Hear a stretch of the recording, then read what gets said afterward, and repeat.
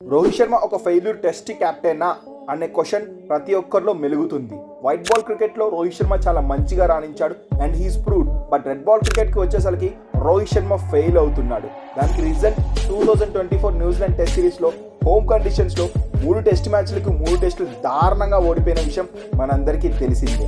And team India last 1.5 year తర్వాత నుంచి test ranking number 1 నుంచి డౌన్ ఫాల్ అవడం కూడా ఇదే మొదటిసారి. Team India first spot, second spot కాదు, ఏకంగా థర్డ్ స్పాట్కు పడిపోయింది. ఆస్ట్రేలియా, సౌత్ ఆఫ్రికా జట్లు టీమిండియాని నెట్టి టాప్ స్పాట్స్ ఆక్యుపై చేసి WTC ఫైనల్ రేసులో దూసుకుపోతున్నారు. మరోపక్క టీమిండియా రోజు రోజుకు దిగజారుతుందని చెప్పాలి WTC పాయింట్స్ టేబుల్లో. ఇక రోహిత్ శర్మ బ్యాటింగ్ విషయానికి వస్తే యాజ్ ఎ కెప్టెన్ గా ఫెయిల్ అయ్యాడు అండ్ యాజ్ ఎ బ్యాట్స్మెన్ గా కూడా లాస్ట్ 12 టెస్ట్ మ్యాచ్ల్లో కేవలం 142 రన్స్ మాత్రమే చేశాడు. అందులో కేవలం ఒకే ఒక 50 అండ్ యావరేజ్ 11.83గా ఉంది.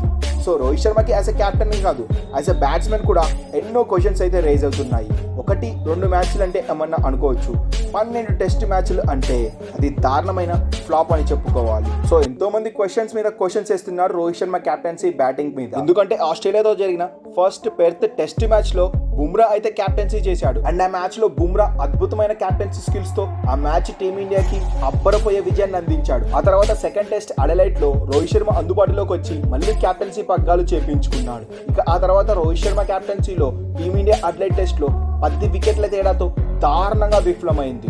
సో దీంతో టెస్ట్ లో రోహిత్ ఒక ఫెయిల్డ్ కెప్టెనేనా అని ఎన్నో క్వశ్చన్స్ అయితే వినిపిస్తున్నాయి. ఎందుకంటే Rohit Sharma last 4 test matches లో కెప్టెన్సీ చేస్తే 4 ఓడిపోయింది. అంతేకాదు బోర్డర్ గవాస్కర్ ట్రోఫీ 1-1తో సిరీస్ అయితే 11 అయింది, ఇంకా 3 మ్యాచెస్ మిగిలి ఉండగానే. అండ్ WTC ఫైనల్ చేరాలంటే టీమిండియా ఖచ్చితంగా 3 రిమైనింగ్ మ్యాచెస్ లో ఖచ్చితమైన విజయం సాధిస్తేనే WTC ఫైనల్ చేరుతుంది. సో రోహిత్ శర్మ పైన అయితే ఎన్నో క్వశ్చన్స్ వస్తున్నాయి. బుమ్రానే ఎందుకు కంటిన్యూ చేయొద్దు? ఫస్ట్ టెస్ట్ మ్యాచ్ లో బుమ్రా అద్భుతంగా కెప్టెన్సీ చేశాడు, ఎందుకంటే బుమ్రా కూడా ఇదే టీంతో ఫస్ట్ మ్యాచ్ అయితే ఆడాడు. సో బుమ్రా సాధించిన విషయం రోహిత్ శర్మకి ఎందుకు విజయాలు రాట్లే అని ఎంతో మంది అయితే క్వశ్చన్స్ మీద క్వశ్చన్స్ వేస్తున్నారు. సో బుమ్రాని యాజ్ ఎ టెస్ట్ కెప్టెన్ గా చేయాలని కూడా ఎన్నో వాయిసెస్ అయితే వినిపిస్తున్నాయి. సో రోహిత్ శర్మ అయితే టెస్ట్ కెప్టెన్సీ లో తేలిపోతున్నాడనే చెప్పాలి. ఎందుకంటే 2014 నుంచి 2022 వరకు విరాట్ కోహ్లీ టెస్ట్ డామినేట్స్ ఏ విధంగా క్రికెట్ ను డామినేట్ చేసిందో మనందరము చూసాము. కానీ అదే లెగసీని రోహిత్ శర్మ టెస్ట్ లో కంటిన్యూ చేయడానికి సతమత పడుతున్నాడని చెప్పాలి.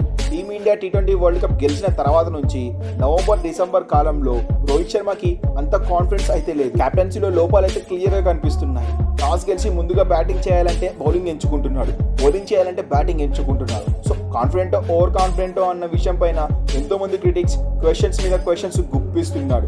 సో రోహిత్ శర్మకి అయితే ఇది కత్తి మీద సాముగా మారబోతుంది. బోర్డర్ గవాస్కర్ టెస్ట్ సిరీస్ ఇది కేవలం టెస్ట్ సిరీసే కాదు, WTC ఫైనల్ కి దారి తీసేది. అండ్ అలాగే ఈ సిరీస్ విన్న వాళ్ళ బోర్డర్ గవాస్కర్ ట్రోఫీ రిటర్న్ చేయాలన్నది కూడా ఇదే సిరీస్. అండ్ అంతేకాదు సీనియర్ ప్లేయర్స్ అయిన విరాట్ కోహ్లీ, రోహిత్ శర్మ, అశ్విన్ లాంటి ప్లేయర్లకు కూడా ఇదే లాస్ట్ సిరీస్ అవ్వబోతుందని ఎన్నో వార్తలు వినిపిస్తున్నాయి. ఎందుకంటే రోహిత్ శర్మ కెప్టెన్సీలో పస తగ్గింది, ఓపెనర్ గా ఏం రాణించట్లేదు, మిడిల్ ఆర్డర్ గా రీసెంట్ గా వచ్చిన అంత పీకిందేమీ లేదు అంటున్నారు. స్పిన్ బౌలింగ్ ఆడలేకపోతున్నాడు, ఫాస్ట్ బౌలింగ్ కూడా ఆడలేకపోతున్నాడు. ఇలా రోహిత్ శర్మ బ్యాటింగ్ కెప్టెన్సీలో కూడా ఎన్నో లోపాలు అయితే ప్రెసెంట్ కనిపిస్తుంది. సో రిమైనింగ్ 3 టెస్ట్ మ్యాచ్ల్లో అయితే కెప్టెన్ గా బ్యాట్స్మెన్ గా రాణించాలని మనందరము కోరుకుందాము. సో ఇలాంటి మరిన్ని ఇంట్రెస్టింగ్ క్రికెట్ అప్డేట్స్ కోసం మన క్రికెట్ రిలీజన్ ఛానల్ ఫాలో అవడం మాత్రం మర్చిపోకండి. Thanks for watching our video.